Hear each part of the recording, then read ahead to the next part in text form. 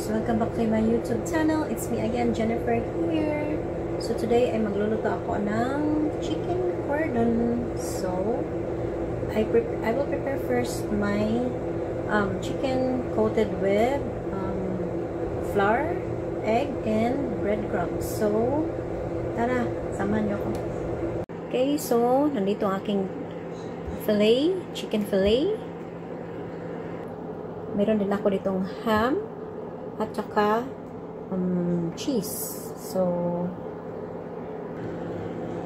at ito ang mga coating na sangkap ko. So, coat ko mo ang chicken dito sa harina, or flour, egg, and breadcrumbs. So, let's start. Ilalagyan ko muna ang chicken ng pepper,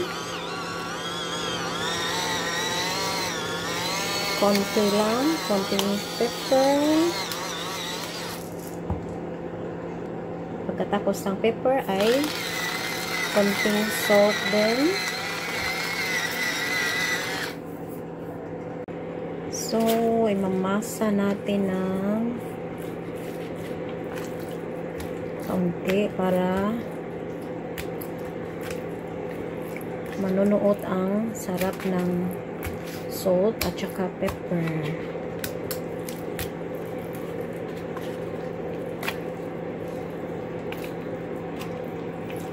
So,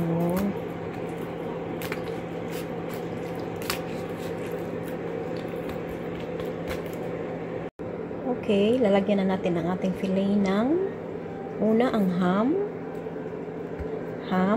Pagkatapos ng ham, ilagay sa ham ang cheese at i-roll natin ang chicken.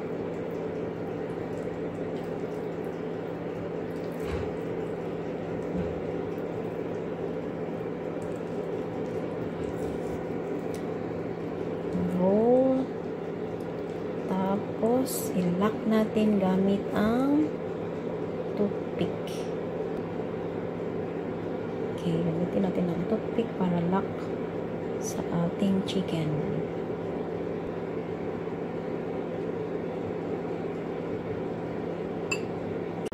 Lagyan ko pa ng isang lock dito sa ibaba. Okay, so ganito na ang ating chicken na fillet. At i-coat na natin dito sa harina, itlog, at saka last ang breadcrumbs. Okay, i-coat natin dito sa harina.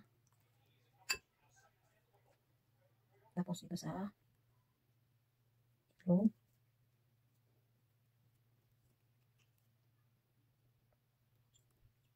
Tapos itlog dito sa breadcrumbs.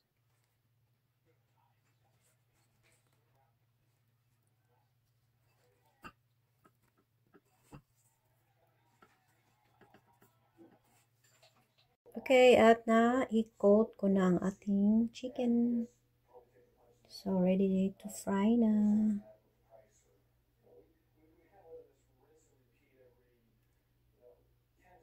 Okay, i-fry na natin ang ating chicken fillet or chicken cordon.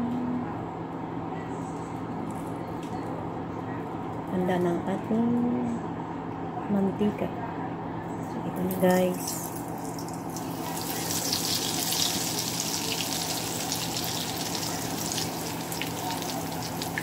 Isa lang muna. Okay, balik ka rin natin.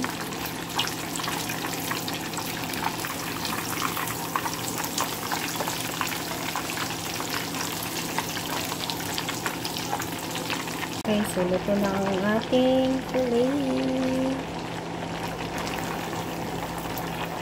Tingnan natin. Yan ang ating fillet. Tingnan natin. Kunin natin ang toothpick muna. Huwag kalimutan na kunin ulit ang toothpick. Okay, tapos ang ating chicken cordon. So, ready to serve na.